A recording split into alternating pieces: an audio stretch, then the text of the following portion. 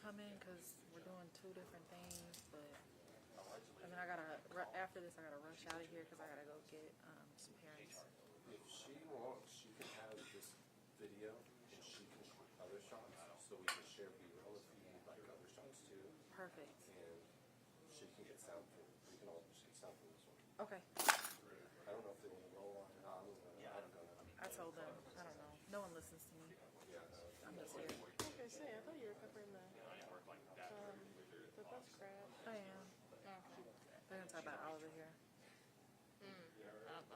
Yeah, Monroe called me. He was like, what are the kids' names and everyone? And I was like, okay, so I gave him everyone's names. So I told Jay and his friends I was gonna do a good job. Jay goes to school with them and plays AU with them, and How is he? not good. Well, there's only two speakers. Everyone came over to the house last night. Mayor and chief, but I think they may ask others to stand up there because I think They're good kids. I didn't know Wayne, but I know Jamon, who's the dad of Jay's best friend. That died. They both died. come sit closer to us. Not good. Jay's posting all their TikToks and stuff. It's your show, it's your house. I don't want to. I know there's some egos about to walk in. But there's, I did a package with Jamon. He was giving out toys when he, like as a bus driver and stuff. Oh, really? Yeah, so it's true. No, that's why I would say, Yeah. they want to get found afterwards. I'm sure you can go get it. Zaro Elementary School secret Santa was. His name is Jamal Gilstrap, and actually This is the dad, the coach.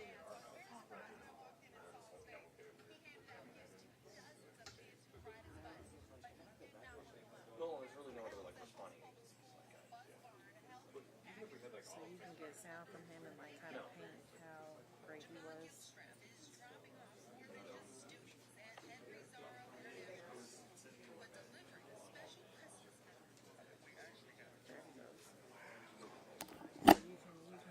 So this is somewhere you can probably grab.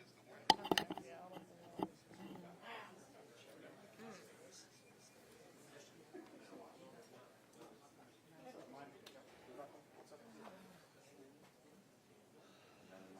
Just if you need anything else. Because I know a lot of people are like reading and there's pictures. And Why?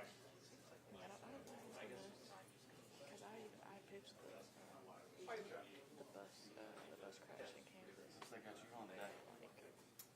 We should have you do the shoot. Yes, in the morning. I said, Okay, I mean, I was there for the well, I was there for the I don't know if you know right. I was about to leave. I was the bartender was all like, hey, like I'm gonna do it. Oh, the one out of Harvard? They're not gonna close Oliver's. Now? Yeah, I went to Arnold. Yeah. I've heard of it, yeah. So we had Whatever shot are you talking Two about? employees there. They were all so we love talking about Oh, that's right. He's looking for like a new director or something, isn't he? and then the manager was all like, corporate. Okay. Gotcha. Yeah, come a little bit closer to the step. Carson, come in a little bit more. There you go, perfect.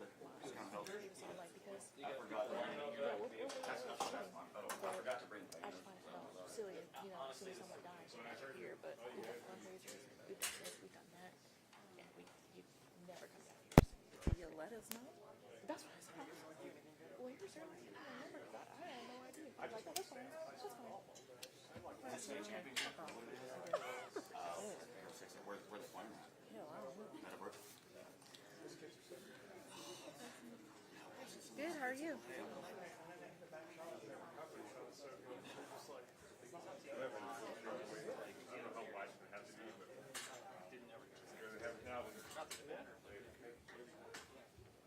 Yeah, they are phenomenal.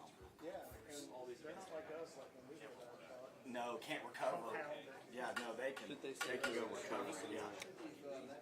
Oh yeah, if I'm messed up, I'm done. Like I'm done. It just gets worse and worse. I was just wondering what I needed to do with that.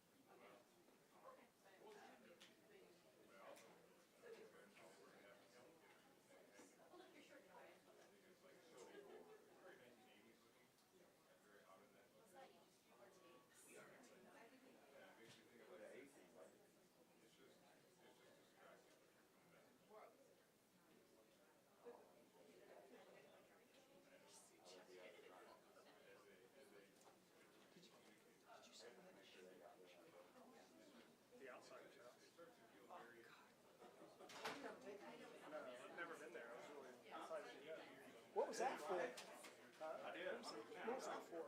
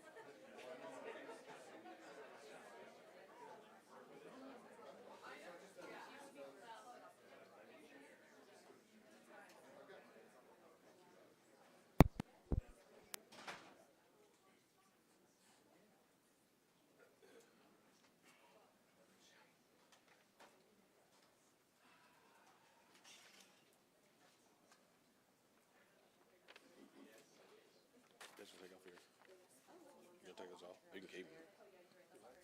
You can keep them if you want to. It don't bother me. It's up your whole, yeah, you got trash.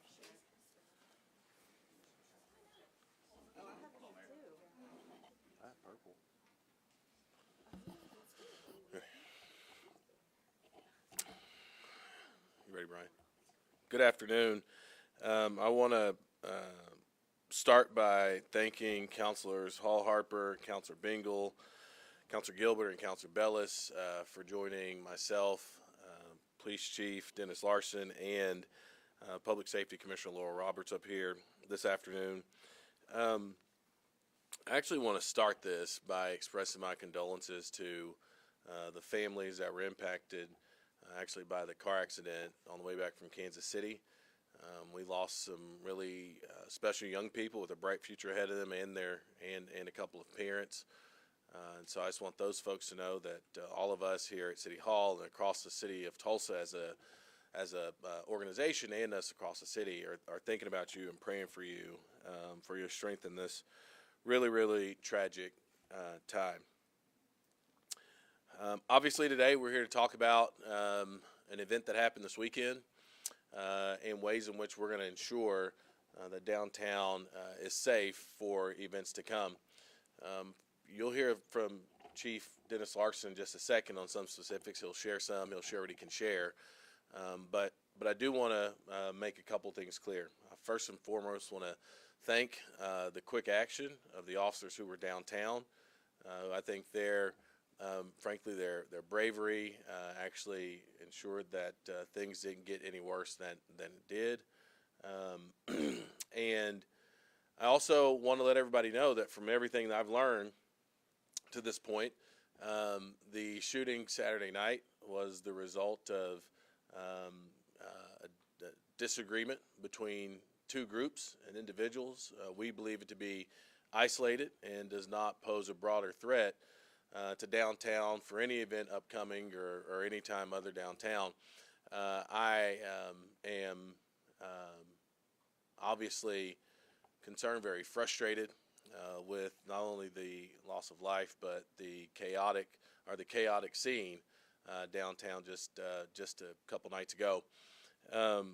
What I think is really important, and we have to be careful of, is that we don't let events where the behavior of just a couple of folks causes all the rest of us to live in any sort of fear. We are prepared for all the events that are coming up downtown. We are prepared for this continue to be a strong center of commerce and business here in the city of Tulsa, and we're going to do everything we can to make sure that citizens feel and understand that as well. So while this was a horrible, very tragic, and frankly preventable event, since I've gotten elected,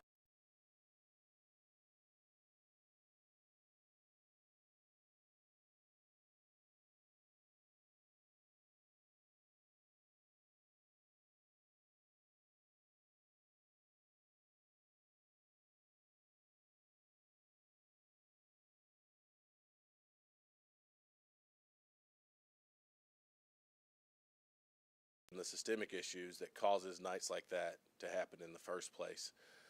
So what I'm going to do right now is I'm going to bring up Police Chief Dennis Larsen. He can talk through some of the events of Saturday night as we know them and the things that we're doing right now to make sure that those involved are held accountable, and the ways in which we're going to ensure that downtown remains a safe place for all the events. The great thing about this community is a lot of people are looking at Tulsa right now for places to do business, for places to have events, and all those folks should know that we as a community are going to make sure that this remains a place that is not only safe, but the kind of place that you knew us to be, which is the best place in the country to do the things, whether it be a conference, whether it be basketball tournaments, whether it be FFA that's coming in this week, whether it be Mayfest.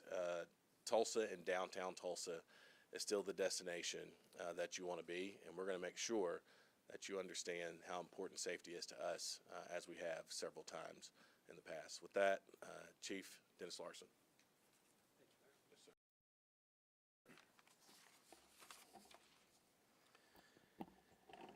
Well, first off, welcome everybody. It's been a very busy last 48 hours. I want to take a moment to address the recent incident that occurred downtown where 5 individuals were shot following a confrontation near 2nd and Elgin. This tragic event has understandably raised concerns of our in our community, and I believe it's important to provide some clarity on the situation. First, I want to express my deepest sympathies to the victims and their families. The ages of those affected range from 18 years old to their late 20s. And it's heartbreaking to see young lives impacted by violence.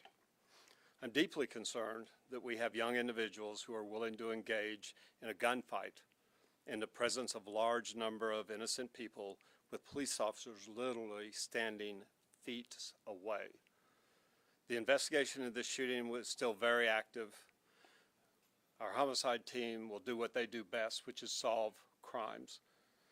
However, we have a reason to believe that this violent act that occurred early Sunday morning was rooted in an encounter and an ongoing argument that goes back to a homicide that occurred in 2022.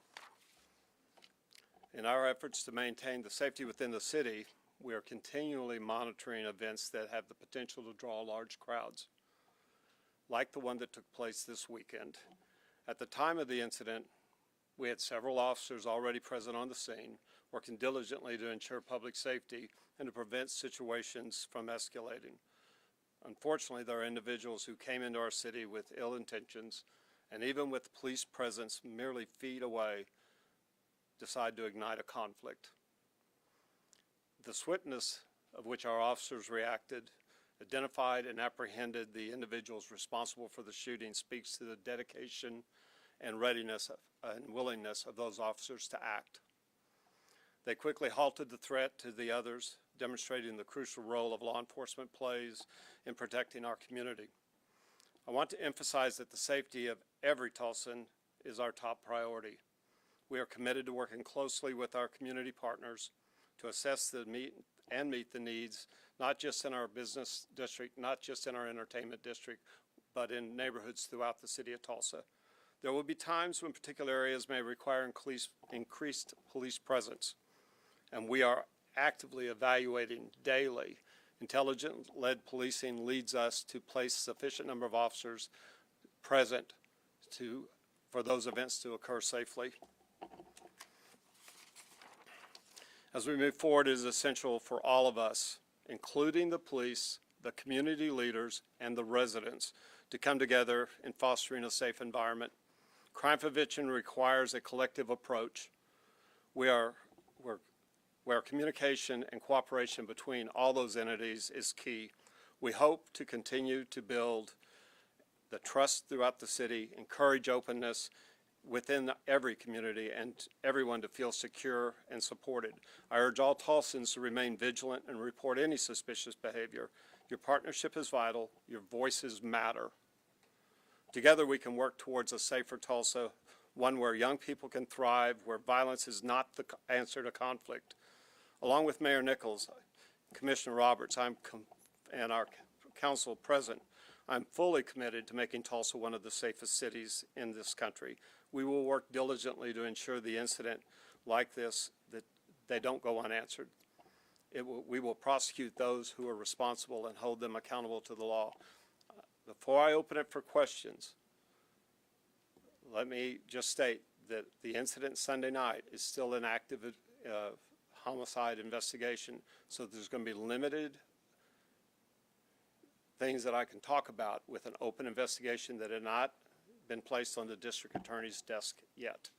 With that, questions? Real quick. Well, What's that?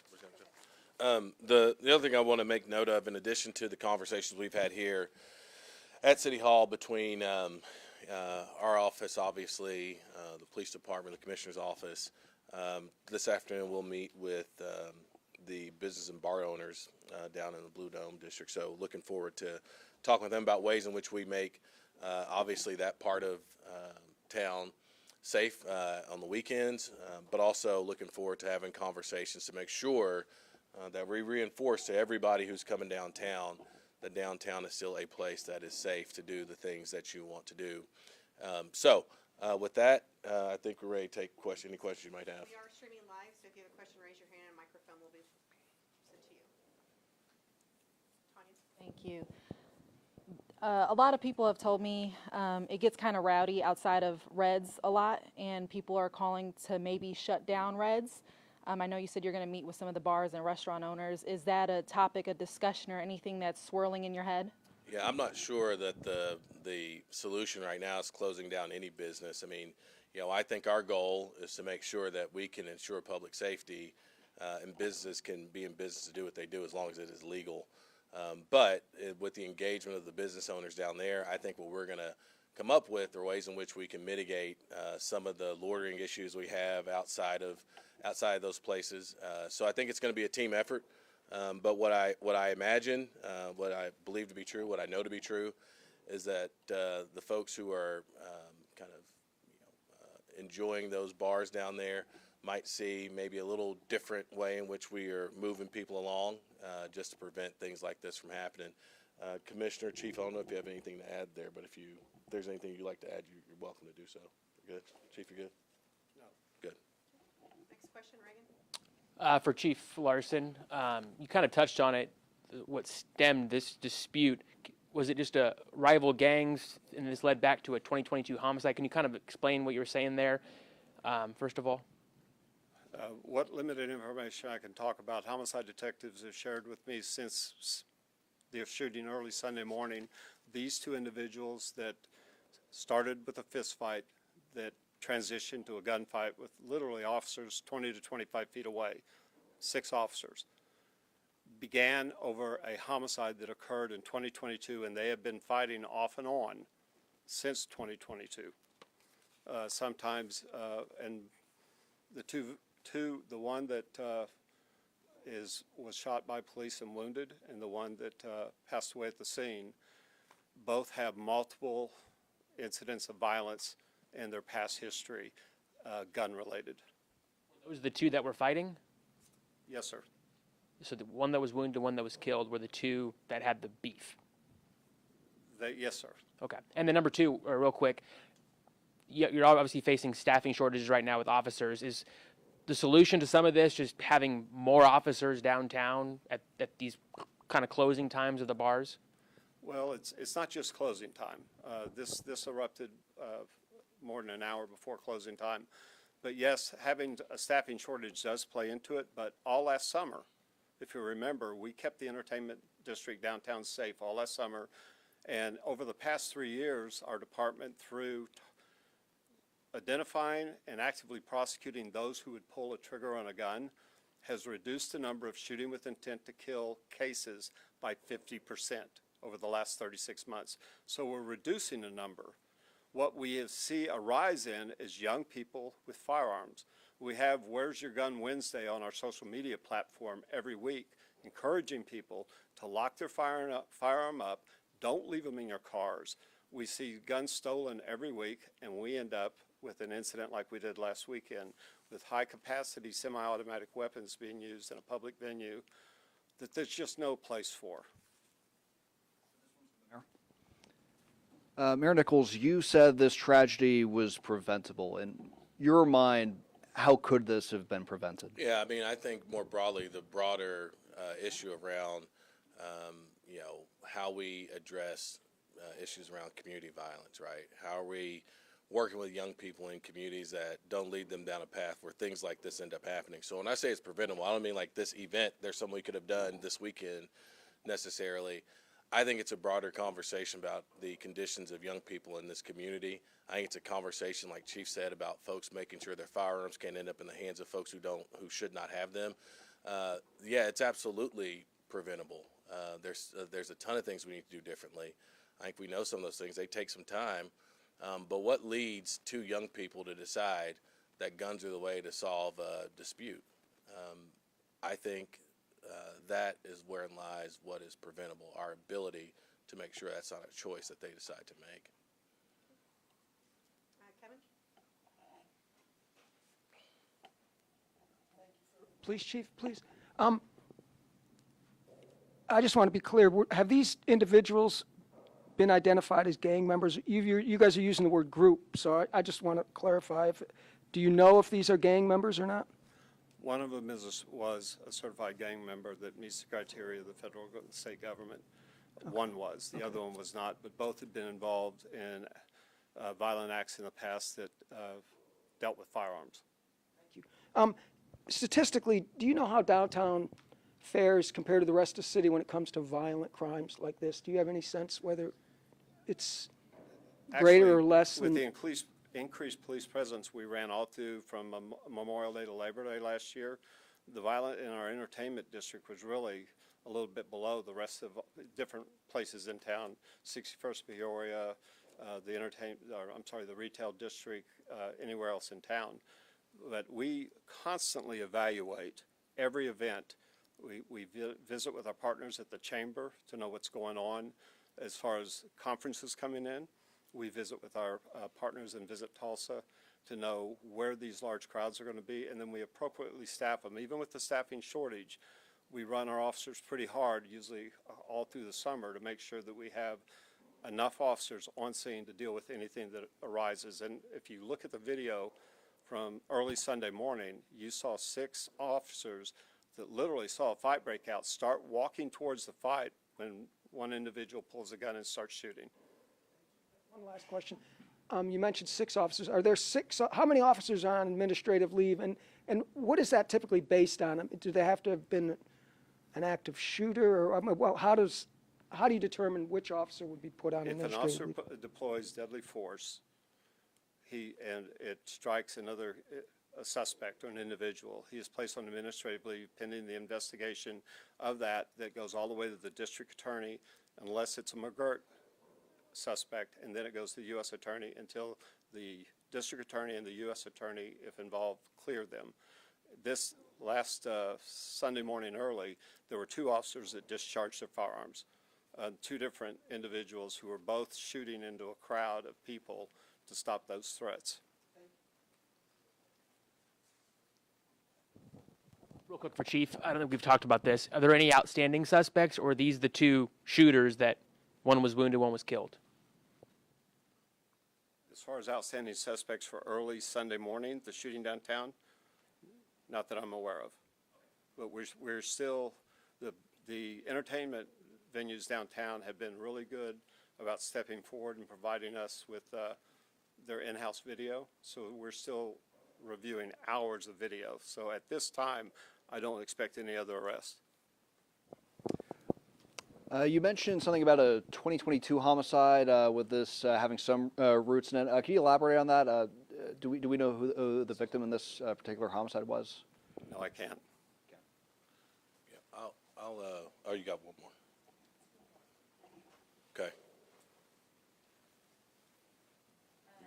Nichols, back in January, you mentioned, a partner initiative with a bunch of groups to help address some of those economic issues young folks are facing. Have you seen an improvement at all? I mean, I know we're here today because of a tragic incident, but have you seen improvements overall? For sure. I mean, look, every day is a day where we see things that go well. Isolated events like this shake our confidence at times. But what should not be lost on any of us is almost every other day in the city of Tulsa, we have an event at the BOK Center. We have a baseball game or a soccer game at One Oak Field. We have a conference here. We have a parade here. We have so many things that happen here all the time, and they happen without incident over and over and over and over and over again. What we know about in communities, we may have some isolated events from time to time. But just this last week, the deputy mayor was at the Career Connect Awards at Union High School. I was at some events out north at TPS. Young people are doing amazing things, and so I think things are getting better every single day. But as it relates to what happened in this particular instance, as I said before, is that the isolated incident or is that the rule? I say it's the isolated incident. We have a world-class facility at the BOK Center that brings in concerts, events, all that kind of stuff all the time. And like I said, those things happen without incident. We have events down here all the time. Those things happen without incident. This is an incredibly safe place to be. We continue to make it safer.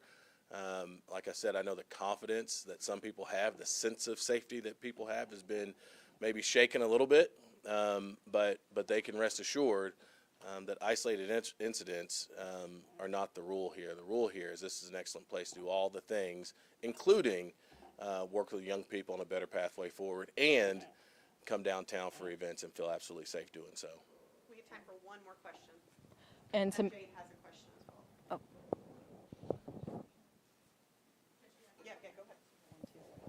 She said you go ahead. Oh, sorry. With the event that happened on Sunday, Chief, if you want to answer this as well, are there going to be, are there any thoughts in terms of having extra security at the fest that's going to be happening this weekend, and as well as, is there anything that you want to share with anyone, whether it's, anyone coming from Tulsa or just outside of Tulsa, to kind of just give them some reassuring, because when events like this happen, a lot of people, kind of want to avoid the area of Tulsa or even downtown Tulsa. There's absolutely no reason for someone to want to avoid Tulsa. If you look at violent crime, it's down across the board.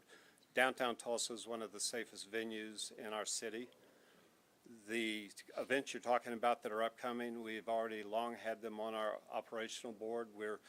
Last year you heard me refer that we upstaffed the downtown entertainment district from Memorial Day to Labor Day. Our summer months, when kids are out of school, colleges aren't in session, we upstaffed. We've already planned on upstaffing this summer.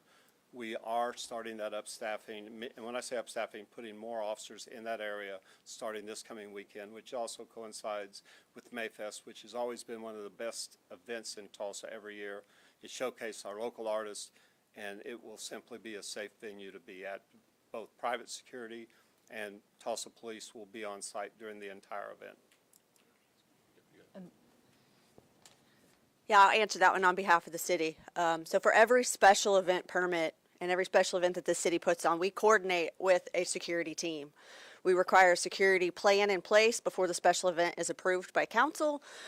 Some of those are done by off-duty officers. Some are done by private security. Mayfest has adequate and probably more than adequate security in place for the event this weekend. So we know that there's also some events during the week that aren't necessarily special events, but I would not hesitate to come down. I will probably be at Mayfest myself. I wouldn't hesitate to bring my kids, my family, and I can't reiterate enough what has been said by all of the individuals and folks behind me. Downtown is a safe place to come. We should not live in fear of one incident, and I hope that everybody can make it down and enjoy all of the wonderful entertainment and activities that this town has to offer. And then one last one, Mayor Nichols, I know you mentioned the community's kind of rattled right now, and you mentioned in your opening remarks about, your condolences and prayers to those impacted by the crash. But just one last question going off of that, our youth, they're devastated. I know firsthand from my kids.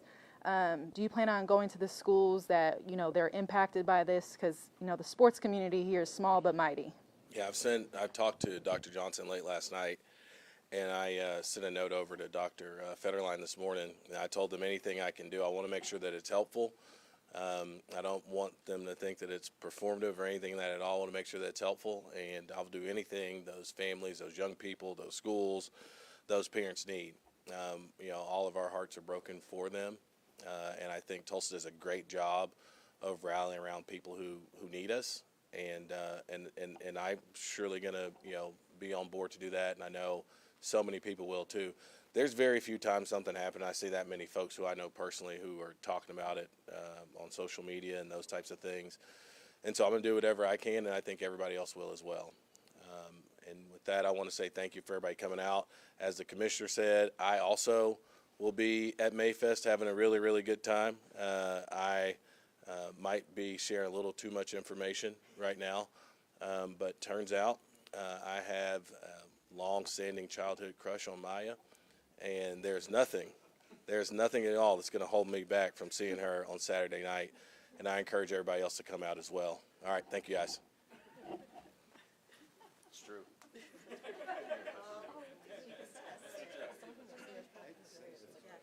Well, I'm looking out like Reagan's got pink on. I know we got a so memo much today. pink out Thanks for there. your leadership on this. Look at that. Look, I mean, I'm not going to do. You can sit with us at lunch. That's good. Mean Girls. Yeah, Oh, is Mean that Girls Mean show. Girls?